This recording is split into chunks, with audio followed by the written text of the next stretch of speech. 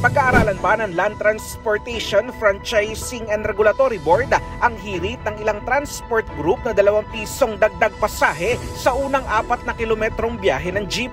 Ito'y dahil sa tuloy-tuloy na pagsipa ng presyo ng produktong petrolyo kabilang na ang krudo at diesel. Ayon kay LTFRB Chairperson Attorney Teofilo Guadis III, maraming factors ang dapat ikonsidera sa taas pasahe. Kaya dapat itong masusing pag-aralan, reviewin at beripikahin kung makatwiran ang hirit na fare increase. Una nang iginiit at ipinunto ng grupong LTAP, Piston, FEDJUDAP at Stop and Go Coalition ang Section 4 ng LTFRB memo noong 2019 kung saan nakasulat na dapat may otomatikong dagdag o bawas pasahe sa PUV depende sa presyo ng produktong petrolyo na di na kinakailangan pang dumaan sa public hearing at special proceedings. Sa 6 na linggong tuloy-tuloy na pagtaas ng presyo ng produktong petrolyo, umaabot na sa 7 piso ang itinaas ng gasolina habang halos 10 piso naman sa diesel. Para sa kauna-unahan sa Pilipinas, DCRH, ito si Christian Manyo, tuloy-tuloy sa pagbabalita, tuloy-tuloy sa serbisyo,